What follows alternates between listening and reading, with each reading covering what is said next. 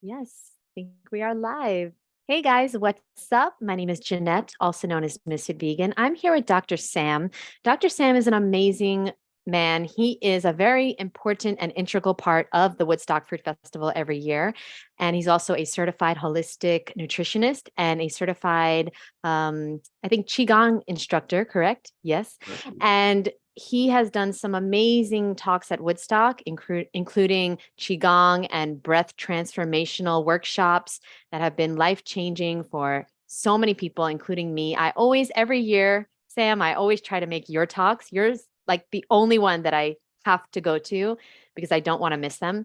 And so, like, literally last year, I went to one talk and that was from you. That was your breath work workshop. So now let's get to know you a little bit, Dr. Sam. For those of us who have not been introduced to you, can you just tell us a little bit about yourself, what you do, and what you stand for in this world? Sure. Basically, what I do is raise health in the world. And I think I was born that way. I actually came in the world with crooked hips and I had to wear a brace, one of those braces that had the bar between the 2 feet. It looked like the shoes were on backward.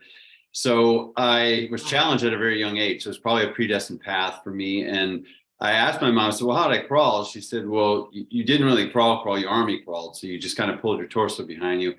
So I said, well, how to get out of the crib? She said, you didn't. And until we took you out. And she said, but we always knew when you were awake because you were such a determined little kid. You'd pick your legs up, just slam them down on the crib. You'd move the crib around the room, wherever you wanted to go. So when she had told me that story, I said, wow, I was a little hell raiser. And I was like, oh, I was a little health raiser. So What were that's, you diagnosed with as a kid?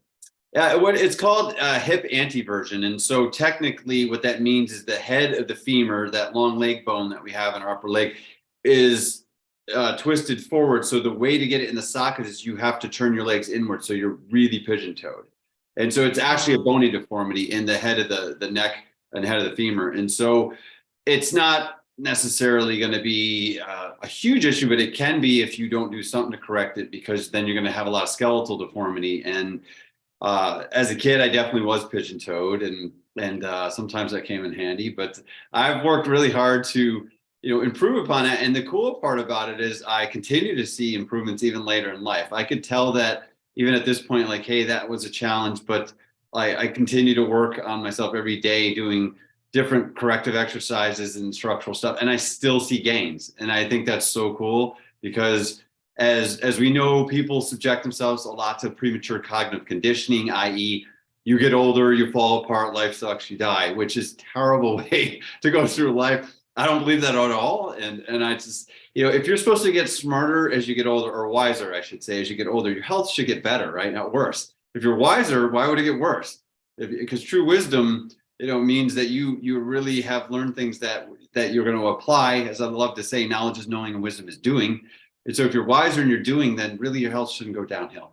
And of course, we all might have our time here, whether it's 80 years, 120 years, 200 years, who knows? But why I'm here, I'm definitely going to raise health and make a difference in the world. So I chose the field of physical therapy as a junior in high school. When they say, hey, what are you going to do with your life?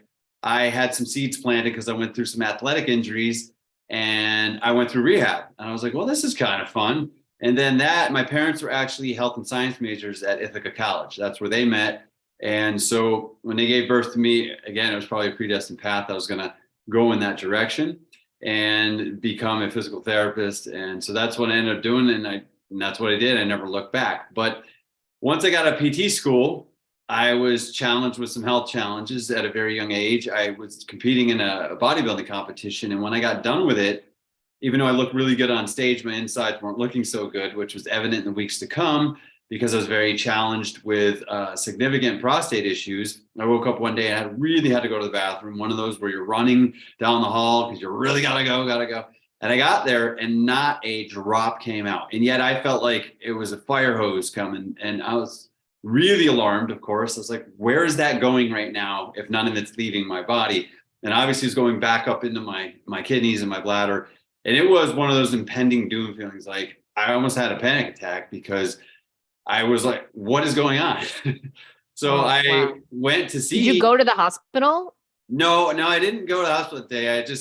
I was very freaked out, but I didn't go anywhere that day. But I went very shortly after that to a so-called specialist to get their take on what was going on. And the first specialist said to me, "Well, you're awfully young. Don't worry about it." And I was kind of taken back by that comment. Yeah, I was like, "No, doc, I didn't say I can't see right. I said I can't pee right." You know, he just looked at me and I was like, "What do you mean, don't worry about it? Dude, you have to be able to go to the bathroom." But I guess in his eyes, you're too young. And I said, "Look, for what it's worth, I'm going through some doctoral studies in my field of physical therapy on my way to becoming a doctor of physical therapy." I said, "I'm taking a men's and women's health issue course right now. And just if you're not aware," I said, "one of the prime ages for testicular cancer is actually from 25 to 35 or something. It's very young." And I said, "That's concerning me." And he said, "Well, why?" I said, "Because I actually have a mass in my left groin area, actually in my left testicle area. There's a palpable mass." And he's like, "Huh?" And that's all you're going to say? And I looked at him and said, "If this was a woman right now with a mass in her breast, would you just kind of blow it off? Or would you tell her, well, yeah, we need to get that checked out?" Right. So he wanted to prescribe me an antibiotic. And I said, "Well, for what?" And he said, "Well, we're not really sure what causes prostatitis, but we think it's a cluster of infections, and so much takes this antibiotic." And I said, "Well, save the paper because I'm probably not going to take it." And he got really upset. He said, "Well, that's what I think you need." And I said, "And I respect your professional opinion, and that's what I came here for. And now that I got it, I'm leaving." So I left and I went home that day and had to think about some things. So I got a second opinion. And then the second so-called specialist, who is a urologist and a specialty supposedly in urogenital stuff and men's and women's health issues, "We're awfully young for these problems. Like, what is with these guys?" So I went home that day and I just sat on the bed and the tears just rolled. And because I was so frustrated, and I just literally said, "God, please save me." And then I heard the voice. And people say like that happens, and it really happened to me. And I heard, what difference does it make what it is if it's not going to make a difference how you treat it? So I said, "What?" And I heard it again. "What difference does it make what this is if it's not going to make a difference how you treat it?" I'm like, "What's that supposed to mean?" So then I heard, "You need to change your diet, your lifestyle, and your mindset." And I said, "Well, how do I do that?" So "Don't worry, you will be guided on how to do that. You'll meet the right people. I'll send everything your way. Just, you have to do this." I said, "Oh, okay." And then it said, "And secondly, and just as important, if you don't do this, you're going to find out the hard way. But if you don't promise to always give back, because I'm going to teach you health at a level you never knew possible. You're going to know vitality and vibrancy at a level you never knew possible. But if you don't give this back, if you don't promise to give this back and stick to that promise, the lessons are going to get harder. Do we have an understanding?" And it was so clear. It was just bone chilling. I'm like, "Yes, yes, yes. I promise." And so, Was this in meditation, Sam? no, I was in an waking state, and it wasn't even a lucid state. It was a very, I say desperate state, but a very open state. So I was open to receive. And I think that's when some of the best lessons happen, when we're open. Right. And so, but this was a clear voice. And to this day, I remember it. And to this day, I've kept that promise. So am I always open in the morning? I'm always grateful. I say 10 things I'm grateful for. And then I usually say, "Yes, I know, I promised. And now I'm getting up." And that's how I start Wow. each day. So How old were you? probably around 26, maybe 25, 26. That is absolutely incredible, because I believe that everyone that comes into this knowledge is given it for a reason, but you heard that message like clear as day. And that's incredible. That's really, really incredible. And so, yes, so that's what started this journey. And Yeah. now it's been how long? How old are you now? I'm actually 49.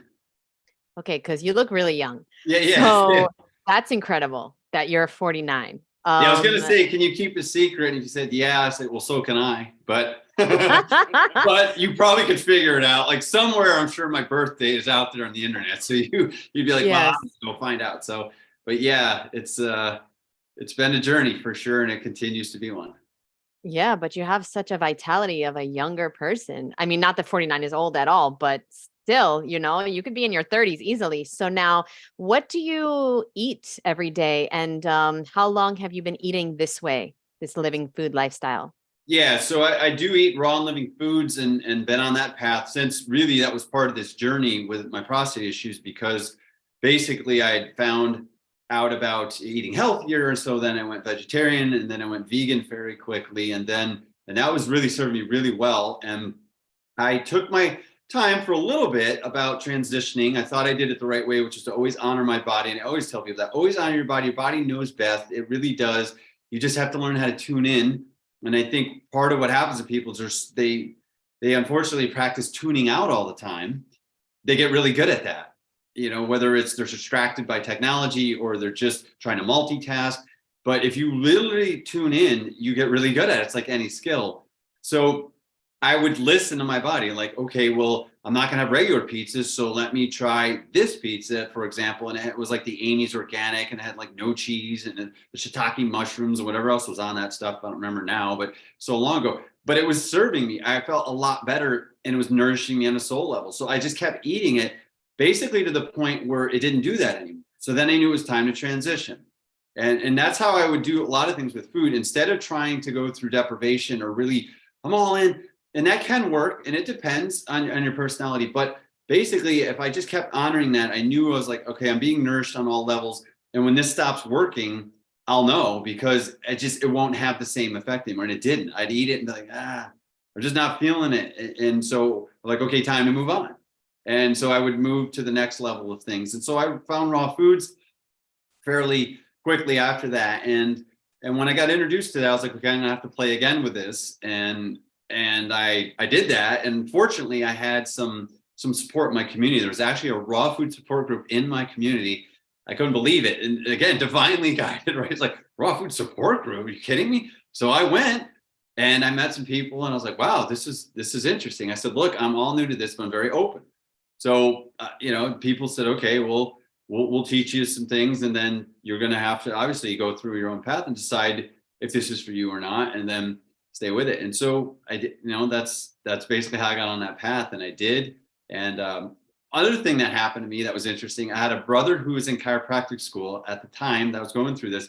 He comes home and he says, hey, bro, I got this professor, this teacher who said, we were supposed to live in harmony with nature like other animals do. And I said, okay. And he said, it's this thing. He calls it natural hygiene. And he said, it's the science of living in harmony with nature. So I was like, well, that sounds pretty cool. He goes, I think you should go see him. I was like, I don't know. He goes, no, look, he's not going to adjust your spine. And there's nothing wrong with that. I'm not against that at all. But he said he doesn't do any of that. He's just into nutrition. And he said, we're supposed to eat raw foods like other animals do. And like, okay, well, let me go check this guy out. So I go and meet with this guy, and he explained some things. And I said, okay, well, what are we going to do? He said, well, I'm going to run some tests on you. So he had the ability to run labs, different samples, saliva and blood and stool and urine and all kinds of stuff, because he had nurse practitioners, people in his office that legally could do that. So he did that. And then he said, okay, this is what I think you need to do.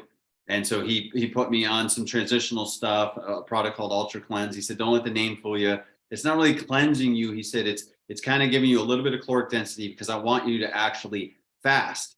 But because you're telling me you can't really take full off time for work right now, I don't want to put you full fast, because truly fasting is ultimately resting, and you shouldn't really be doing a lot. So if you're going to work, I just want you to take this product and really nothing else, because this will give you a base amount of calories and some nutrition, and that'll sustain you so that your body can still cleanse.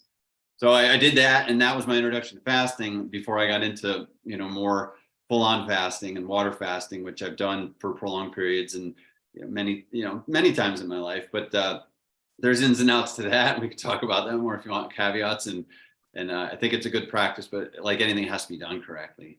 So yeah, it's been absolutely. So been what very, is a finally, sorry? go ahead. No, you go ahead.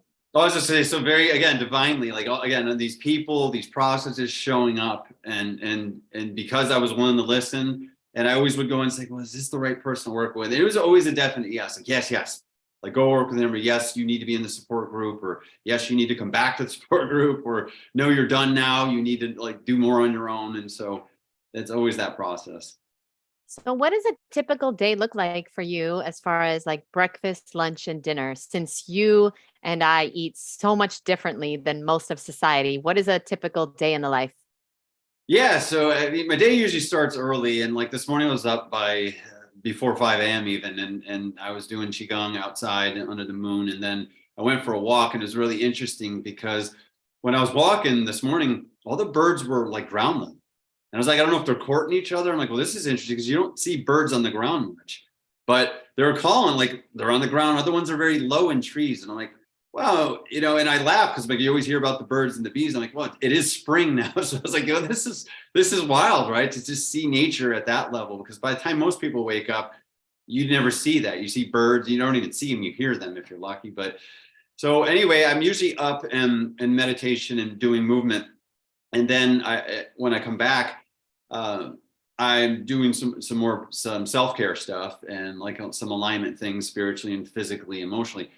And then I start my day. And a lot of times when I start, I try to break my day down into what I call the 3 C's. So the 3 C's are connecting. So connecting with source energy. And then once that is done, for however long I need to do, I'm going to do that. I mean, I do have a schedule, but I take some time to do that. And then the next C is creation and contribution. That's what I call loving service. So I'm either creating things, books or products or you know, just things I'm going to teach in the future even, or I'm in the clinic and I'm working with patients and clients. And so that might even be, I want to say an all day affair, but yeah, that may take up 7-8 hours of my day where I'm going to go to an office and actually work with clients all day. And then the final C, when I get out of there, is to contemplation. It was just reflection, if you want to call it that. But it's like, how did the day go, right? Like what went well, what didn't, where could I have done better, you know, and just kind of reflect. And I think that's a great structure to a day. But in terms of answering your question about what I eat, breakfast for me, as you know, is just the first meal of the day, right? You've broken your fast, break fast, breakfast. That may not occur until even afternoon. Like I may not eat my first meal till 12 or 1 o'clock. It just depends on the day. If I do eat earlier, I find that it's very light. It's usually liquid. It's gonna be coconut water or some kind of green juice or, you know, something like that in the morning, so to speak. But my morning, I'm still 10, 11 o'clock. It's usually not 8 or 9 a.m. If it was, it'd still be the same thing. It'd be liquid. My body usually doesn't want a lot of solid food, so to speak, that early. It just doesn't most days. But every day is different. I'm very regimented, but I'm not, it's like bamboo is a great analogy for kind of how I try to live my life because bamboo is strong. It bends, it doesn't break though, if it's healthy. But see, if bamboo gets rigid, it snaps. So I love to have structure, but there has to be flexibility in that structure because rigidity is not a healthy thing. You want to be flexible within the structure. So that's why bamboo is a great analogy. If it's healthy, you can bend that in the wind. I mean, it will never break. But if it gets rigid because it gets dried out, because it's lacking nutrients, not only water, but just even life essence, right? Just the essence, like it'll snap. And interesting because today I even found a piece on my nature walk. So I brought it home. I'm like, oh, this is great. It's a long piece of bamboo. What a great thing to find, right? Just like having your thoughts be so powerful. You put it out there and then I find a piece of bamboo literally on my nature walk today. I'm like, well, that's great. You know, I'll definitely be bringing that home for a lot of reasons. So, and then when I do eat lunch though, later in the day, or my first meal, so to speak, like outside of the liquidarian part of the diet, it's definitely going to be fruit and veg. I mean, I eat a lot of fruit and, you know, it could be a bunch of bananas, a bunch of dates, a bunch of citrus, mangoes. I mean, this is a prime season, right? I love this season because everything's coming in the season, right? So you have this mango season and you got the berries coming in and the melons are starting to come in. And this is an exciting time.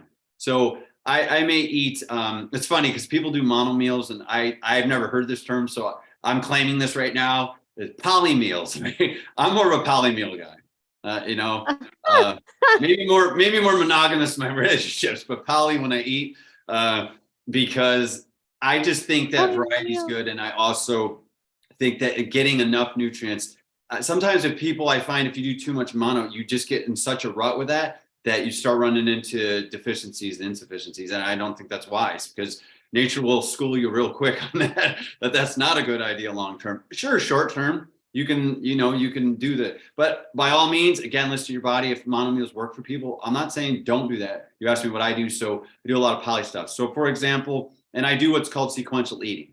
So I might start something in the sequential eating is very simple. It's one basic rule. You start with the highest water content food first, and you finish with the lowest water content food last. So that might look like something liquid, even coconut water juice, and then moving to solid foods like berries or dates or bananas, and then at the end, it might be something like a little heavier. If you were going to do something more dehydrated, fruit wise, it could be dried mango or dried fruit. Or if you were going to add the heavier foods, the avocados, the nuts, the seeds, that would be last. That's more typical at dinner for me than lunch. But it's not to say I never eat some quote heavier foods in the middle of the day. I might. It's all based on, again, what the body wants. And I would say instinct. It is instinct because it will tell you every time if you're tuned in. Because people will debate this when you say, yeah, Sam, but the average person's not in tune. I would never argue that. The average person's not in tune. You want to know why? Because like we already said, because they practice tuning out all the time. So I understand that the average person is not. But once you practice tuning in, you literally start to run on autopilot. Where your body just, you almost know, you didn't even know that you knew to do that. You just knew to do that. For example, like you might leave, let's say you're down there in Florida, I'm envious because you got the beach, right? And you may go to the beach and all of a sudden you grab a few things and you stick them in your pack. And then you get to the beach and you go, oh, I forgot. Oh, wait a minute. And you open the pack and say, whoa, I got 2 mangoes and a coconut in my bag. Because you did it on autopilot. You even forgot you did it, but your spirit always knows. Spirit always knows, like, you're going to need this. And you're like, oh, okay. And you don't even remember putting it in there because it's so automatic that it just happens. And it's so magical. And the times that I find when you don't listen, like you hear it and you go, oh, no, I'm not going to need that. And you argue with it. Oh, I'm not going to need that. And then later on, it so bites you in the butt. And you're like, spirit goes, uh-huh. And I'm like, okay, yes, you're right. You're always right. I love those lessons because it usually even happen weekly. At some point, no one's perfect. But I get reminded on a weekly basis, at least once, like, yeah, okay, I know. I should have listened. Yeah, all right. Yeah, I should have brought that. Or I should have brought the computer, today because somebody canceled in my schedule and I could have got such and such. Okay, next time. When I hear, I will put it in the bag. Yeah, it's so true, Sam. That's so true. I hear these voices and I don't want to listen, but then I know I have to because there's something there. Yeah. And listen, I wanted you to know that Chris Kendall is watching and he says, we rock and much love from Sweden. So that's our friend, Chris Kendall.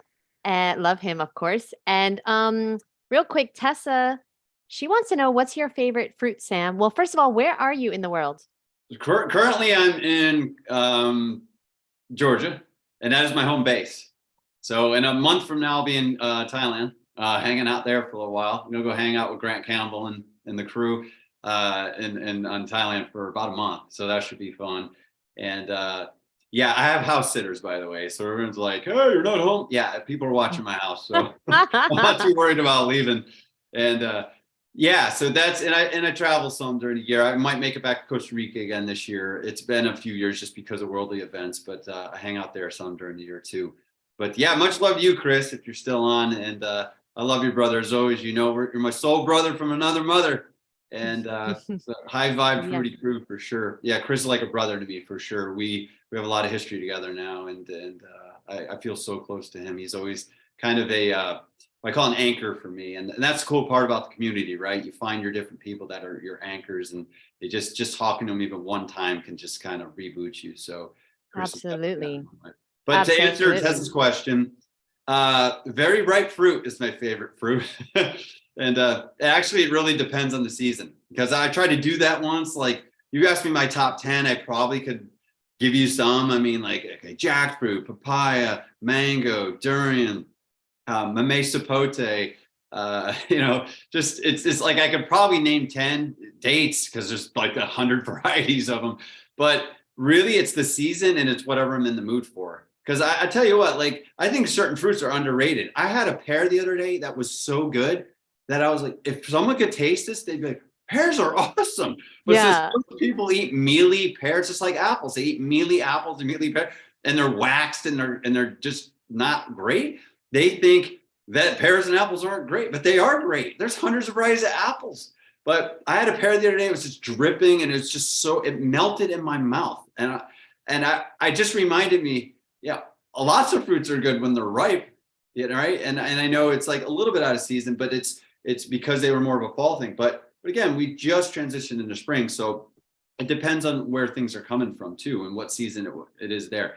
But yeah, So that's the best way I can answer that. Whatever's ripe and in season is usually my favorite fruit. But for sure, I will partake in lots of durian when I'm in Thailand, for sure. I'm gonna borrow that answer, Sam. That's such a good answer because it's so true. Like Yeah. you can have like life-changing pears, but nobody's gonna say pears is their favorite fruit. So that's a good answer. Very ripe fruit, Tessa.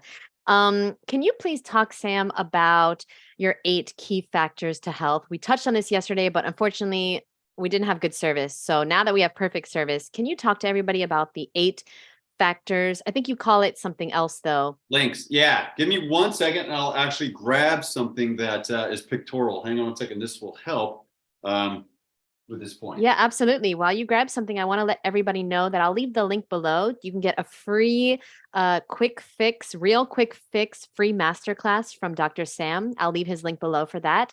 And also all of his social media platforms. And oh, you grabbed it already. Yeah, that's cool. I was going to By all stall some means, more. I appreciate the plug. Yeah. So here it is. And so this is what I call the purple guy. So I'll zoom in there a little bit. And as you can see, it says Better Health Blueprint. This is the blueprint that I always say nature created. I just packaged, right? And then at the bottom, it says the real quick fix. So here's what happened to me, as a clinician too, because people kept saying, "Hey, doc, can you give me a quick fix?" And I used to get so frustrated, so annoyed. I say in the class, I used to just say, "There is no such thing. Health is earned." And I do believe that because when you think about it, good or bad, health is earned by the choices we make and the actions we take, right? Health is going to be earned.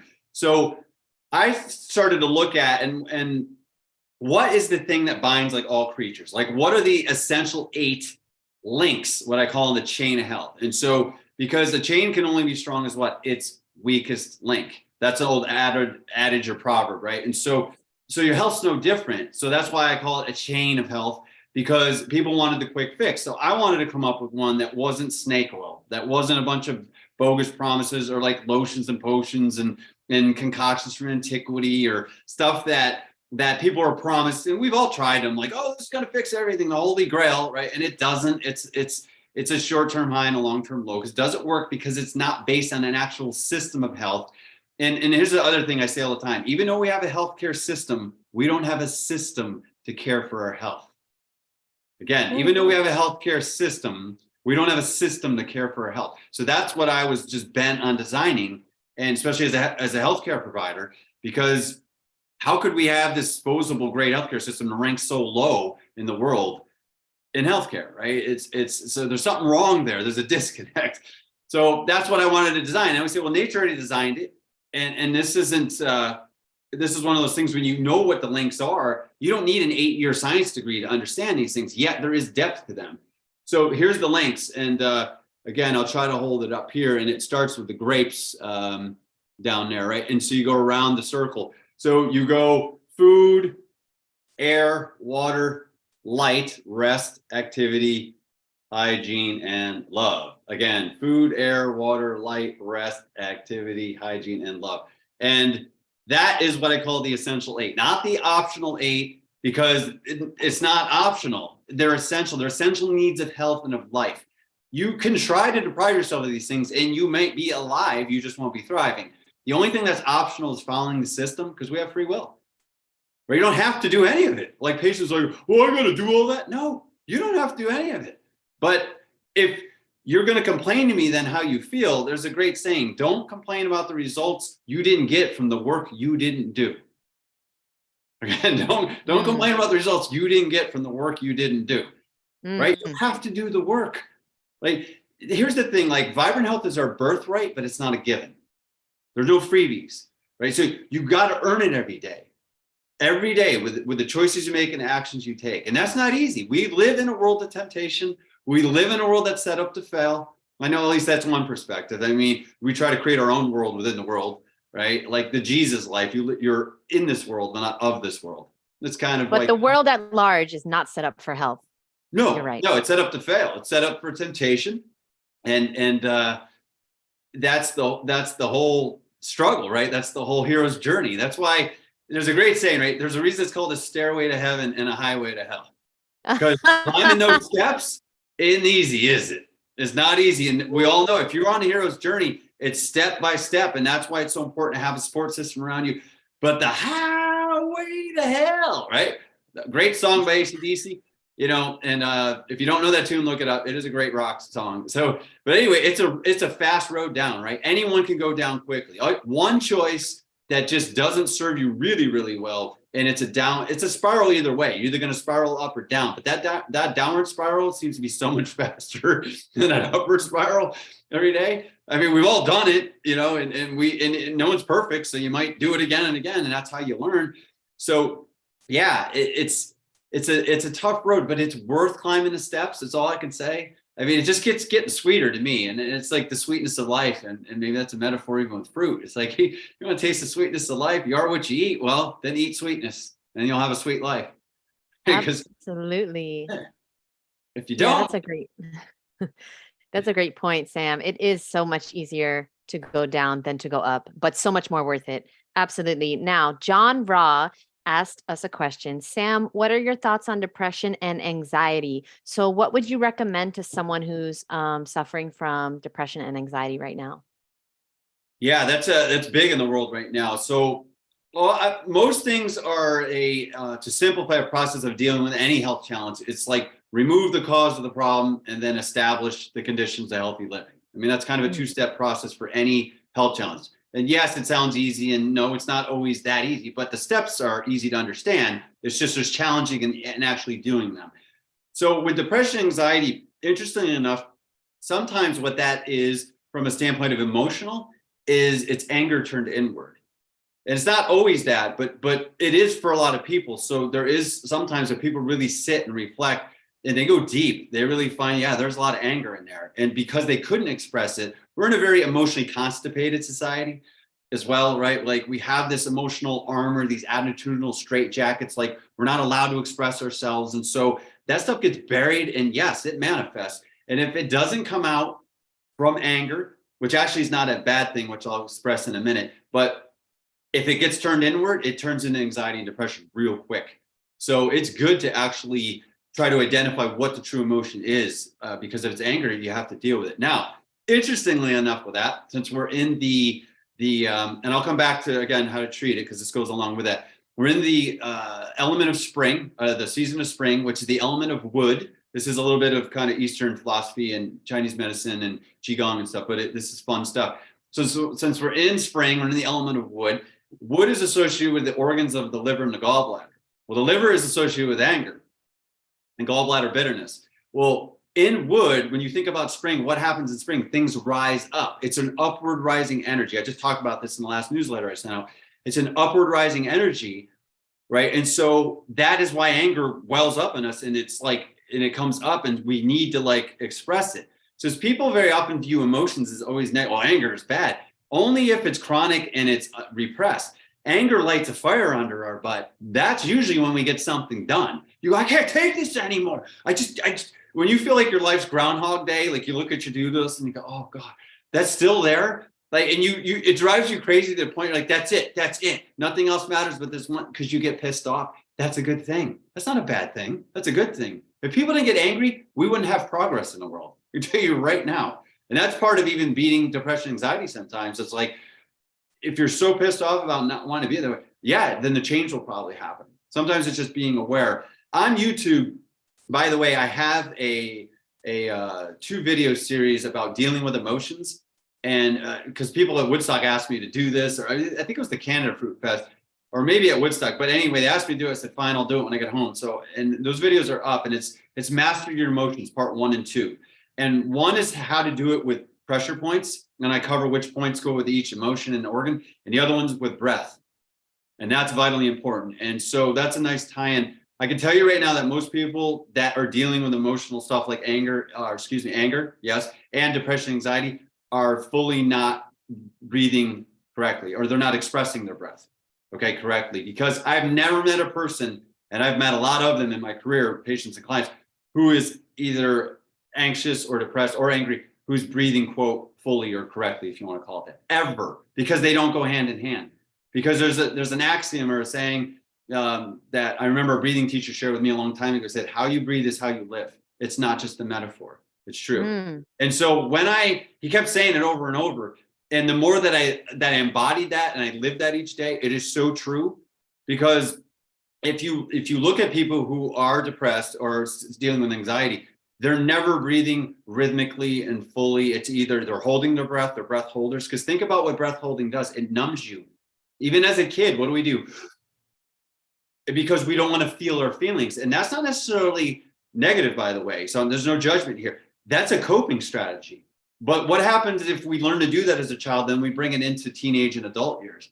You're doing it subconsciously now, maybe, and you don't even know you're doing it because it's a coping strategy. Let's face it, the world's a little wacky right now.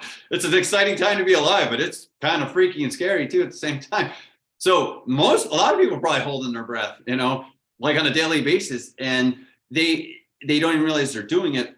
And some of it is in just a primitive response. When you think about a old school predatory response, you might have went like the big tiger or the big. Now people go, I didn't send the text.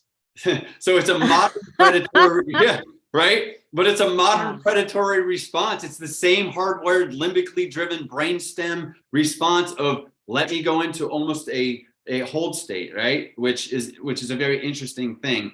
Because, and actually without getting way into the science or way off course, people think, well, fight, flight, or freeze. Actually, freeze is probably more of a vagus nerve thing, which is linked to the parasympathetic nervous system.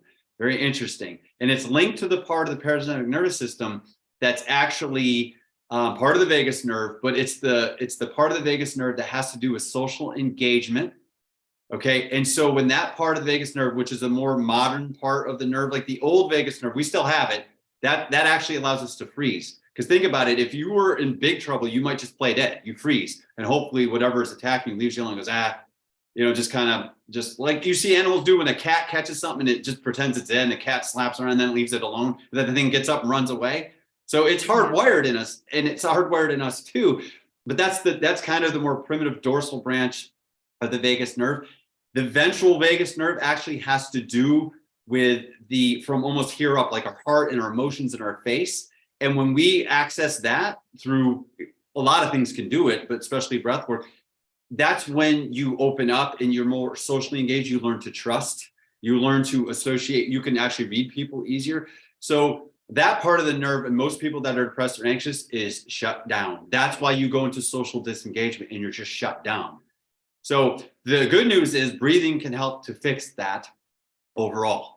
Just learning to breathe more fully and more, just a fuller breath, and even to enhance, what we call vagal tone, which is the dysfunction of the vagus nerve. It's just a fancy way for saying your vagus nerve is working better. The vagus nerve is vitally important because it regulates the part of the nervous system, which is called rest and digest, or feed and breathe, or breathe, because it's respiration, digestion, reproduction. Kind of an important nerve, okay? And it's responsible for about 80% of the parasympathetic nervous system. So that's not the only thing, but it's like 80% of it. So it's kind of an important structure. And it's vitally important to kind of reestablish what we call vagal tone. And breathing is a great way to do it. So is, if you're like, I don't, we can get into kind of what to do, but even so is humming and toning and chanting. And think about people when they're trying to lift their own mood. They might hum something, right? When you're a kid, when used to be kids, we would hum until an adult says, be quiet, stop making that noise. And then you go, okay, I want to be like the big people in the tribe. And we shut down, which is a mistake, because it's like, there's a kid self-regulating. Adults do it too. You might whistle while you work, or you might hum a tune, right? But even humming actually lifts the mood. It releases certain feel-good chemicals, our internal pharmacy in our brain. And it also raises nitric oxide levels, which is a feel-good chemical, but it also is a vasodilator, opens blood vessels up in the brain, in the heart, in other parts of the body. So the ancients had it right. They probably did understand the science, but all that stuff I'm sure got buried or burned, right, in Alexandria or wherever the book burning happened. But point is, the modern science is there. We don't need any more science. The science is very clear. The science is caught up with the quote art. Okay, there's so much science to back all this stuff. So all this woo-woo stuff isn't woo-woo at all. The chanting, the toning, the breathing, the meditation. It is so solid in science now. It's not even debatable. But those things do work, and they are mood lifters for sure. So humming and chanting is the almighty Om, right? Which is considered the seed sound of creation. Okay, it's the amen, the om, it's the same. So if you're like, well, I'm not into om, okay, so then say amen. If you're more into, if you're a Christian or you're more into the religious side of things, because that is truly what amen is. It's still it's the same tone, and it's the all-encompassing seed sound of creation. So you're returning back to source, because usually if you're disconnected or anxious, you're disconnected from source. And what does respirate mean? To respire, to respirate. Spirit is spirit.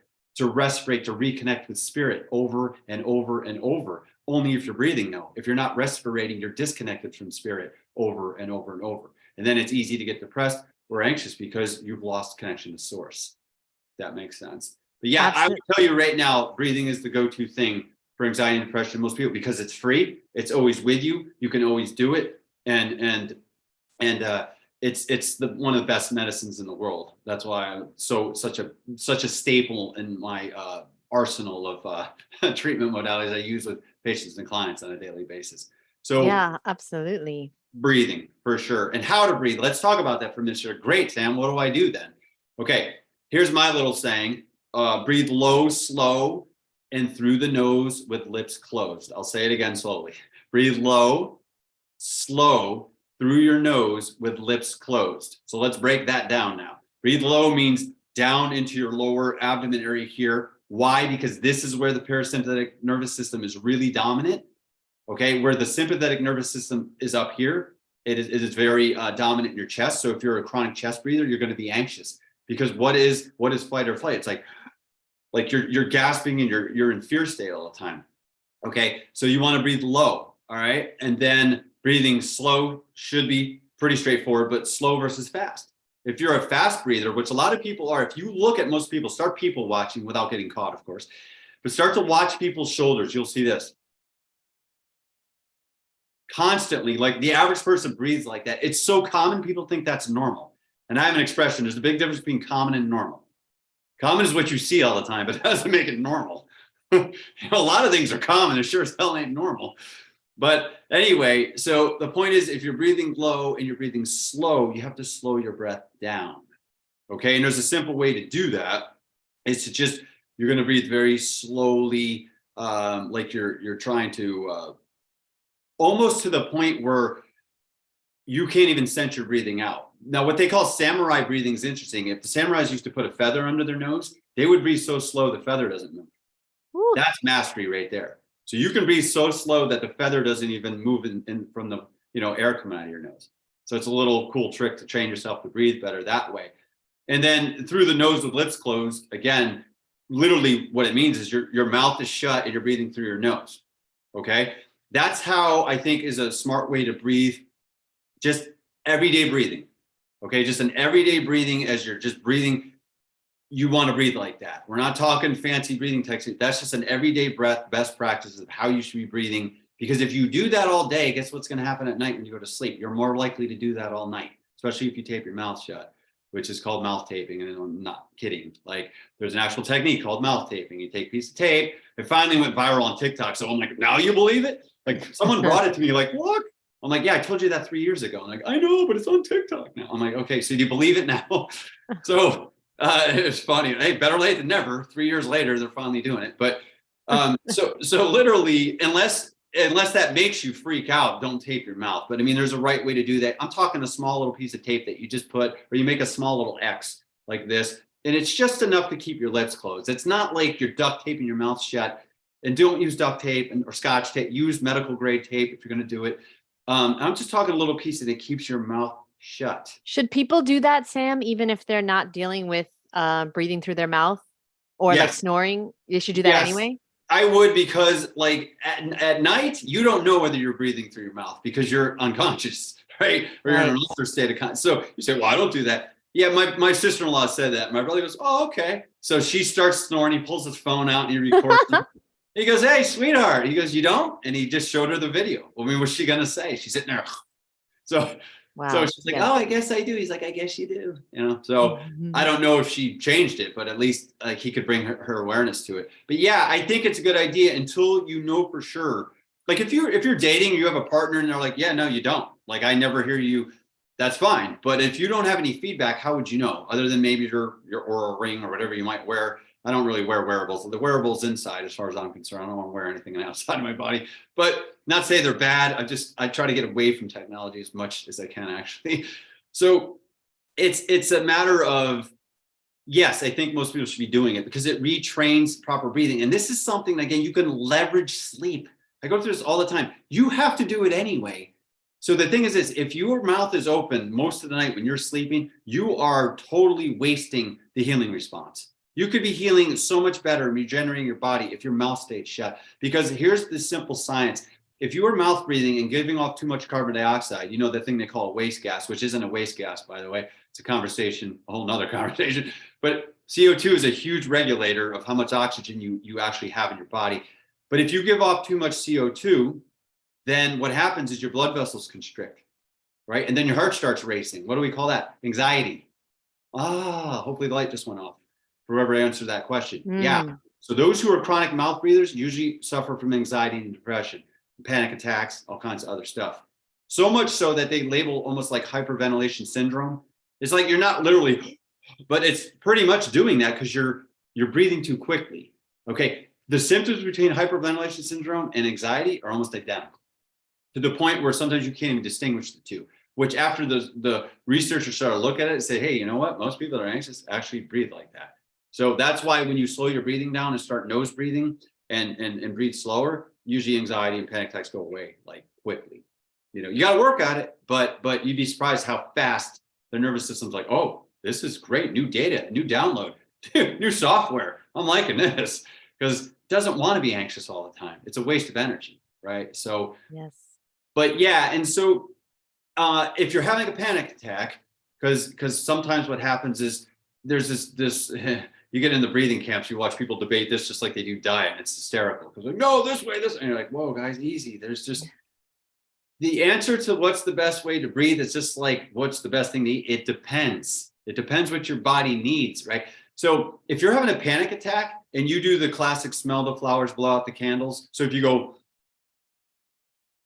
like you make a pinhole that you breathe out of, or a straw, like you breathe really, really, really slow through your mouth, through pursed lips, you can cut a panic attack like that. Because that's that classic when someone's having a panic attack and they give them a paper bag and they say, breathe in the bag, right? And all of a sudden it works. Now, by the way, that does work, but here's the right way to do that. You would hold the bag away from your mouth. You do not seal it around your lips. You want some of the air to escape, but you are breathing back in your own carbon dioxide, just not all of it. And that, because what did I say? It's a vasodilator, right? It opens the blood vessels up, your heart rate starts to slow down, and the panic attack goes away. So that actually does work, but that's why it works. And that's how to do it correctly if you are going to try the paper bag trick.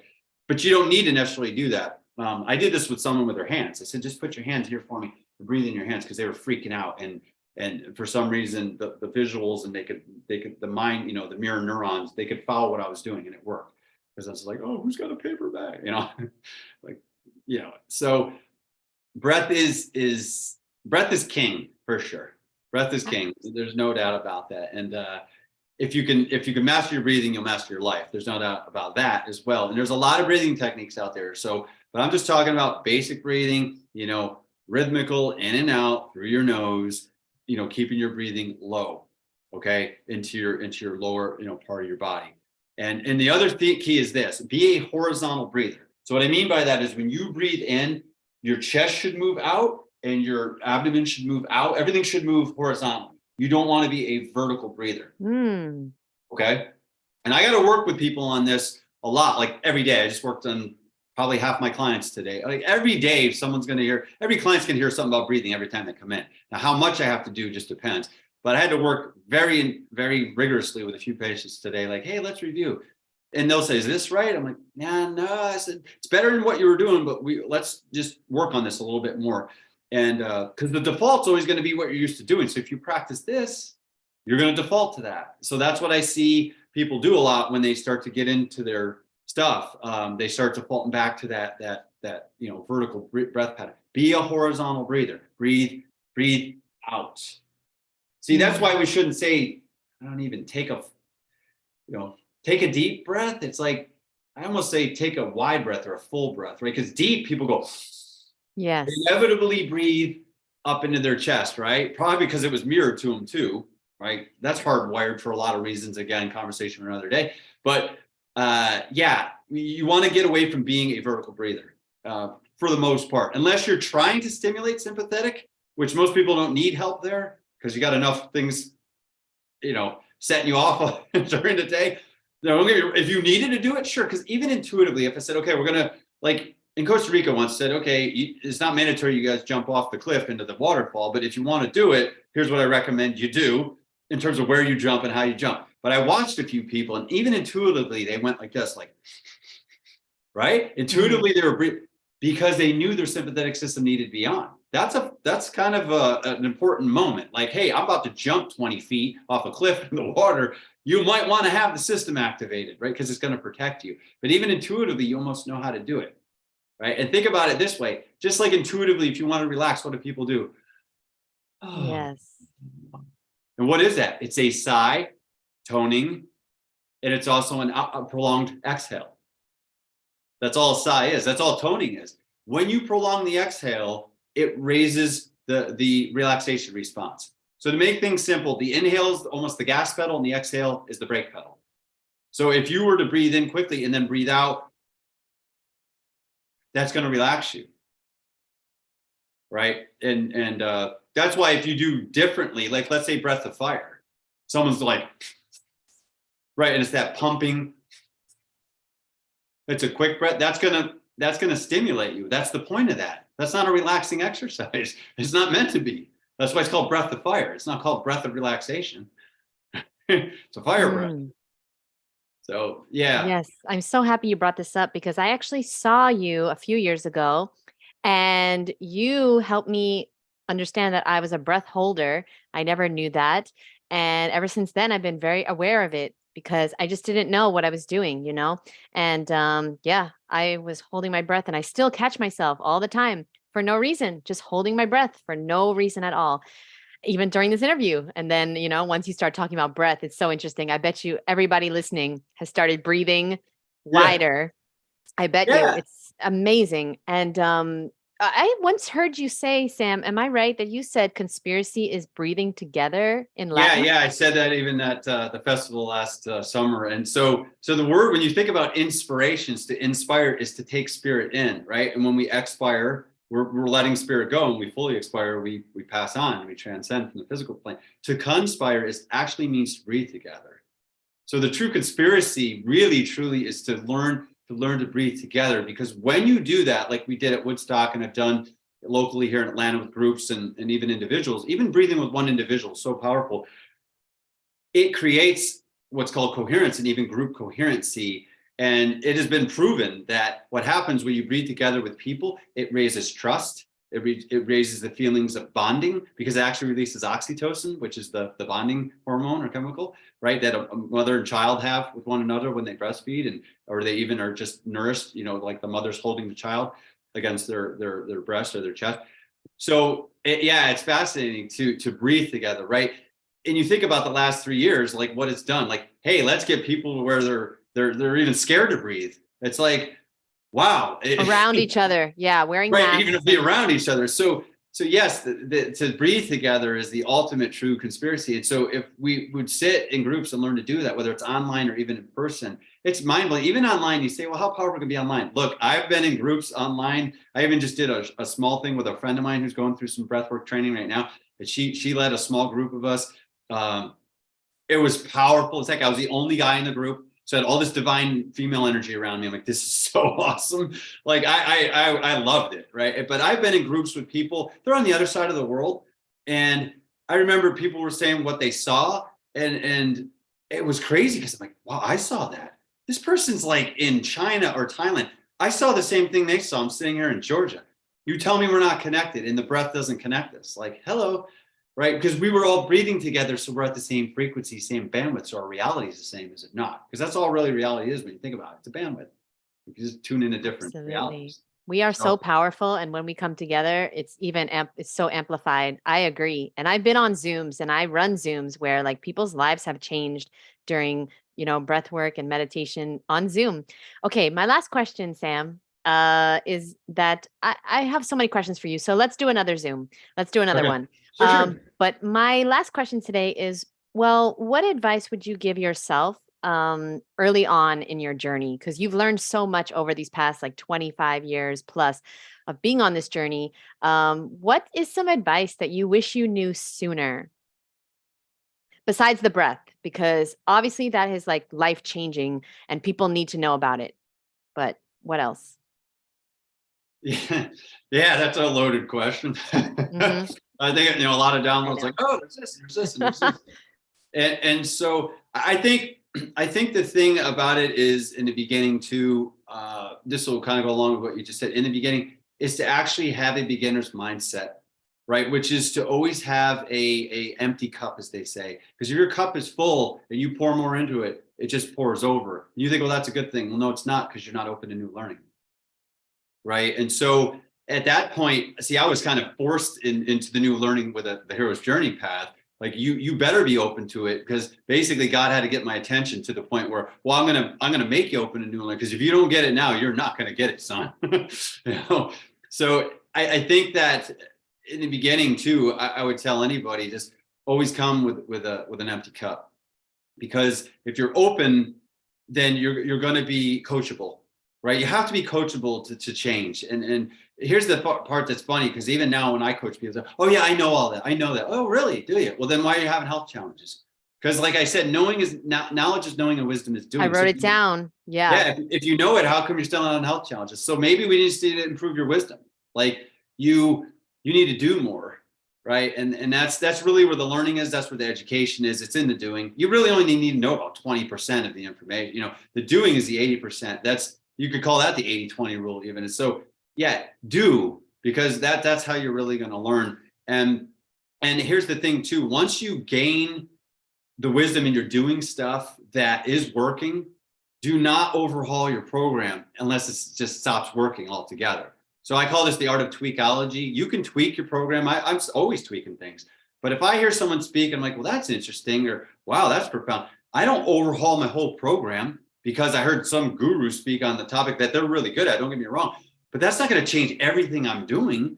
I'm only going to maybe take and play with what they just taught me and say, well, let me play with that and see if that works for me. Right. But I wouldn't overhaul everything. So like once you figure out what's working, you keep doing it until it just stops working. But don't change it. 10 of your friends could be on a different program. That's fine. That's them. That's not you. So you always want to just the ultimate guru is you, right? It's spirit. It knows. But yeah, so come with an empty cup and stick to what works. I love that, Sam, because yeah, when I found the raw food diet, I just knew it was the truth. I just knew it, even though I didn't know anybody doing it, and I just stuck with it. And I stuck with it, and it really has changed my life and yours as well. And a lot of people, they just like, well, somebody's doing that, so let me go do that, and let me try this, and let me try paleo, let me try these things. And it's like you got to stick to it long enough. You got to stick to things long enough. Same with the breath too. You're going to see so many benefits if you stick to it. Just make it a habit. And you know what? I'm going to tape my mouth tonight because I never thought I should, because I know I don't snore. I don't breathe through my mouth, I don't think. But now I'm definitely going to do it to see if there's a difference for sure. Yeah, let me give you a quick pillow tip too. If you take a Please. pillow, and because if I decide I'm going to be on my back, I don't even use a pillow. But if I'm on my side, I use one, because again, the width of your shoulders, you can't, because you're going to end up like that inevitably, and then you're going to wake up and you're going to be in a mess. So I use a pillow from my side, my back. I just personally don't. But if you're not used to that, please, I'm not suggesting you do that right away, because you have to go through the law of progressive adaptation to get there. You can't just go from pillow to no pillow. You'll be in big trouble. And you say, well, who told me? I didn't. And that's not what I said. That's what you heard. What I said was, for me, I don't. But if you're going to use a pillow, whether you're on your back or your side, if you take the pillowcase off and squeeze the middle of it with your hands and then tie it off with a string, so now it looks like a butterfly or a bow tie. Let's call it a butterfly, because butterflies represent transformation. And since we're all about transformation, let's have it symbolically transform us. So then put the pillowcase back on. Do not use a rubber band, only because they break sometimes. If you tie a shoelace, it's not coming untied. So, and if you tie a little bow, you can put that, and it's like a gift, right? You're making yourself the gift of sleep, the gift of health. flip it over so it's not rubbing on your head. But anyway, once you do that, now you have this natural cutout that fits right over your shoulders. So the other part that happens is now the pillow goes under your head, not your neck where everyone puts it. Because when you jam a pillow down here, here's what happens. And then you end up being a mouth breather because you've literally forced your neck into extension, which is not it's not an optimal position for it to be in. So if your head is on the pillow correctly, then you're supporting your head, which is what a pillow should do. It's where it belongs. And that's great. Here's the cool part of if you're on your side, you got that natural cutout. You know, everyone does this subconsciously trying to hold the pillow in place, but then you wake up and you're like, that's because that'd be like me handing you a 10-pound weight like this and going, I'll be back in 8 hours. And then I go, okay, give me the weight. And I go straighten your arm. You're like, your biceps is in tetany, right? Well, if you do this all night, yeah, your neck's going to be killing you. So when that natural cutout's there and it's just supporting you, you're like, oh, you won't find yourself, because that's also a fear response. You know, it's like, oh, it's like that fetal, I'm going to protect myself. But if you felt like you were fully supported, you won't do it, or you're less likely to do it. So that's a little pillow tip. Pillow talk, Dr. Sam. Wow. I'm definitely going to do that. Well, Oh, try it. These are the things that it cracks me up because people want the quick fix, and I give them little tips like this, like a lot of patients and clients. And they go, oh, yeah. Like, okay, well, you asked me, and so you're either going to do it or you're not. I don't get attached. I said this the other day in our interview. I don't get attached to people's choices. I may not agree with them, but there's no judgment. Like, everyone's on their own path. So I never judge people for their choices. But if someone just told me how to get better sleep, I'd probably be listening. If someone told me how to improve my diet, I'd probably be listening. Or someone told me how to improve my breathing, I'd probably be listening. But that's because I'm interested in my health. And you asked me the question the other day too, like, and I think it got cut off, but why is it so hard for people to like stick to it? Health has to be a priority, not a hobby. Okay, hobbies are a nice to do. Priorities are a need to do. Okay, health man. Hobby. It has to be a priority again. So priorities are need to do. You need to do it. You got to do the work. And then hobbies are nice to do. Like people, they dabble in hobbies. That's what people do with health. Oh, I'll try a little this, flavor of the week. I'll try a little that, little breath work, little sleep. Okay, that's not going to cut it. That might allow you to figure out what you will and won't do, but you kind of have to do it all. You just don't have to be perfect. Like you got to do better in each category. And that's the fun part. And that I like to do too. We could talk about that in our next interview in terms of how to make that work. And I get a little bit of that in that masterclass you mentioned. And again, with my private clients, I drill down so much. Here's another great writer downer. We want to figure out the one thing that changes everything. So once I figure out the one thing that changes everything, that's the same concept is where's the weak link in your chain? Okay, because that weak link is going to be the linchpin, leverage point. Once you identify where that is, you never call it a weak link ever again. Okay, you call it the key link, and here's why. Do you want to tell your subconscious mind that you have a weakness that you're trying to overcome, that you're weak, or do you want to say I have the key to success? Of course, you know the answer. It's the latter of the two. I have the key. Dude, I got the key. I got the key to fixing my health. All I got to do is go to bed early. All I got to do is learn to breathe better. All I got to do is learn to eat better. That's it. And then you just got to do it. And no one can make you do it. And that's the one thing about health. You can't delegate it, baby. See, that's the thing with business, as you know, you could take things and delegate it. Hey, I'm going to get a virtual assistant and do all that. People, run businesses. There's nothing wrong with that because you're trying to free up your time and focus on what your talents are and delegate technical stuff or stuff you don't want to learn how to do. That's fine. You can't do that with your health. You can't delegate your health. You can't outsource it. Sorry. So you have to do what you suck at. You see, you can't delegate that. You have to do it because you can't outsource it. So good, Sam. And right? You and I know this because as coaches, as people that people want to pay to do it for them. Yeah. Just can't if I could breathe better for somebody, eat better for them, go to the bathroom, I would be a multi-millionaire. And I tried to, man, how can I do this? Like, hey, there you go. You're breathing better. Damn, I'm rich. I am rich. So, but you can't. And that's just it. Like I said, vibrant health is our birthright, but it's not a given. Yes. And for the people, yes, absolutely. And for the people at home that are like, well, yeah, I really want to help my mom or my dad or my spouse or my kids get healthier. You can't, but you can show them the example. You can become the example, and then they will get so inspired because you're listening to Sam this whole hour. I'm sure you've gotten very, very inspired. Like me, I'm on my healthy journey and I'm getting so inspired. And like, Sam, I never heard anybody say that, which is like health has to be a priority, not a hobby, because that's the problem, everyone. You're making it a hobby, like something fun to do, this juice cleanse, or, doing whatever you're doing just for a certain amount of time and expecting a quick fix. No, that's a hobby. You got to make it a priority. It's so good. I hope everybody wrote that down. And priorities, I'm glad you said it, because priorities, simply to me, it comes down to this. Like, Yes. what do people prioritize? They prioritize things that are important, that they deem important, and they prioritize things that are valuable, that they deem valuable, whether it's jewelry or money or a house, or okay. And then they prioritize things that are fun. The reason I say this, because just because it helps the priority doesn't mean it can't be fun. I have a blast. I mean, my rebounder sitting right here and I jump on it. And I usually ask myself the question, how can I make this more fun? Right. And so one day I was going to get on the rebounder and I said, well, how can I make this more fun? And then, of course, it was one of those downloads like, dude, why don't you just take it outside? Like, who made a rule that you have to rebound? No, you don't have to rebound indoors. See, I don't really care what my neighbors think. They already think I'm crazy anyway. I'm sure. Yeah. So I take my rebounder outside. I'm jumping around on the table. And yeah, it was a lot more fun. And I was like, this is great. This isn't even hard to do because I'm having a blast. And I love all kinds of music. I think I had 80s music. I love 80s music because I think it was real music. There's so much. It was the most fun. It was a fun era, and music was from the heart. Like, people created. It wasn't auto-tuned. It wasn't voiceovers. No, it was legit and genuine. But anyway, yeah, and it is fun to work out to. And yeah, and if you don't have a copy of the Health Raiser song, get it. It's a song that I actually wrote, and you can get a free copy of that off my website. And it's a kind of a hip hop rap song, and even if you don't like that music, trust me, you'll like this. The whole point of the song is to motivate you to be healthy. And it warms my heart more than anything that people come and say, I love your song. My kids love your song. We jump around to it every day. I'm like, that's what I wanted it to do. I wanted it to inspire people to be healthy. And I wanted it to motivate people to get up and dance. And I wanted it to be timeless, which I think it might be. Only time will tell. I don't know. Sherry loves your song. Sherry says she loves your song so much.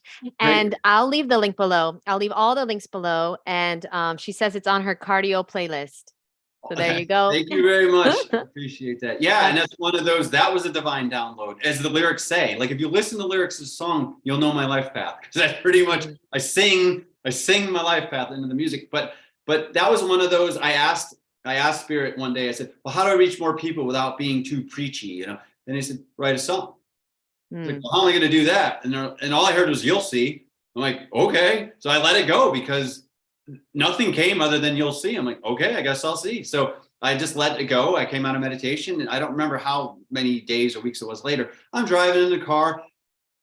I get this download from the divine, just like the song said. I'm like, whoa, whoa, whoa, whoa, whoa. Because it's a hands-free state, Georgia. Like, you can't be on a cell phone. It's illegal. Now, at the time, it might not have been, but still, how are you going to write? I wanted to talk into my phone and be like, hang on, because the lyrics are coming, through the channel, and I wanted this voice to text it so I could get it all down on paper. So I had to pull over in a parking lot, and I'm just going as fast as I can. I took a pen out and I'm writing paper. My handwriting's like most doctors, can't read it. So I'm like, I hope I can read that later. So I'm writing as fast as I can. And then, the lyrics came, and I worked them and refined them, of course, over time as things started to come. And that's that story too. I could tell it another time too, how the song came about, because it's kind of a fun one. But yeah, have fun. Like, that's why I don't understand. People are like, oh, I gotta go to the gym. They dread it. Then why are you going? That it never works. Yeah, it the doesn't gymnasium's work. Outside, people. That word literally means to exercise in the nude. Now, I don't know if they meant literally no clothes or literally meant like in nature in the nude, but that's what gymnasium actually derivates into. Interesting, right? Wow. So our whole culture is like, why are you going to the gym? You're going to sit under fluorescent lights, breathing stale air, people's bodies sweat and all that. But after you've been inside all day on technology, you want to go stand. No wonder why you hate it. Go outside. Hey, there's something called technology. They're called trees and plants. That's technology, But go outside, go for a walk in nature, and make it fun. Like, everything I do, I'm like, well, how could this be more fun? And some things just aren't, but I do them anyway. Like, I think it's fun, like maybe working on myself, but sometimes it hurts. It's not always fun. Like, oh gosh, there's this trigger point in my back. But I know if I sit there, even if it takes the other day, I'm like, okay, I got other things to do. Spirit went, oh, really? And how are you going to do those if your back's not released? I'm like, fine. So I laid back down and I sat there for a good 15 minutes. Finally, I was like, oh, and it was like, touch-gasmic. Like it released and I was like, ah, that felt so good. And I felt the release from my whole spine, like total Kundalini even released, not just that spot in my back. And Spirit went, now how's the rest of the day you're going to be? I'm like, it's going to be great. Thank you. Like, you're welcome. Thank you. Thank you for honoring the temple. The temple. What are these called? Temples. Go inside the temple each day and be grateful. Sit quiet in the temple and you'll receive. It's much easier to do that when you're a clear, conscious, connected channel. It's much easier to do that, to feel bright when you eat light. Light is lux, lux is knowledge, right? Light is light, light is lux, lux is knowledge. You want to be knowledgeable, you have to eat light, right? Because you're literally getting the downloads, and then your whole system opens up, and then you just become unstoppable force. Yes, your DNA is divine natural awareness. You taught me. Right.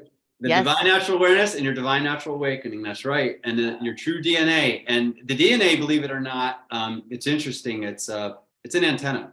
We can have that conversation maybe later, but another time. But it's an antenna, okay? And it actually gives and receives signals. And so it has to be working correctly. And one of the ways to do that is to obviously program it correctly. So all these inputs that we have, this data, these 8 links we talked about, those are data points. That's input, right? And so that the body can run the way it's supposed to, and we can just be, again, clear, conscious, connected channels. We can relate to each other, the world, and that's when I think the biggest problems. I hope that everybody listens to this again. Please do me a favor and just watch this at least one more time, because I'm guarantee you didn't hear everything that Sam said. And I hope that you heard that what you prioritize, okay, is either it's important, fun, or valuable. Okay, so maybe you're not prioritizing your health because you don't think it's important, or you don't find value. You don't think you're valuable enough to do that. Or maybe it's just not fun. Okay, that really hit me because, that makes a lot of sense. I didn't value myself when I ate McDonald's. It wasn't fun to go to the gym back then, and I didn't think it was that important because I wasn't at a rock bottom, so my health wasn't an important thing until I had to. And so, guys, I want to talk to Sam forever. I'm 15 minutes late for another interview, but we are going to definitely do another one because you have a lot of wisdom and knowledge and just really important things to share that we don't know. Like a lot of people just don't know. And once we know better, we can do better. Well, I realize that one of the most, I'll leave you with this. This is a good way to end, because sometimes I'll say, well, what do you want to leave people with? This is great. Because I remember when I heard this, came across this is the most humbling quote I think I've ever read in my life, or one of anyway. All men, women, are ignorant. It just depends on the topic. So when I read that, it hit me so square, because you think about what you don't know about, right? So give yourself a little slack, especially when you grow up in a world when you think reality is one way because you've been told this is how the body works, or this is it, or it can't heal, or you need this to do it. You just didn't know. But once you become more aware, awareness is the key to change for sure. Then you're not and ignorant has a negative connotation, but that just means you just don't know. Neglect is different. Neglect is and you're not doing anything about it. That's not a good thing. Ignorance is not knowing. I mean, neglect is just like, I know and I don't care. Yeah, well, that's a rough place to be. So we were just ignorant. We didn't know. We didn't know. Okay, I feel better. Ignorant to enlightened, right? Yes. Thank you so much, Sam. You are awesome. Thank you for your time. And thank you everybody for watching. And there were more questions and I will write them down and I'll ask Sam next time. So thank you very much. Awesome. Have a beautiful day. And everyone, thank you for watching. Subscribe if you like this content and click the links below in the description to find Sam and all his social media and get that free guide as well. Thank you very much, Sam. We'll see you soon. Blessings. Thank you. Bye.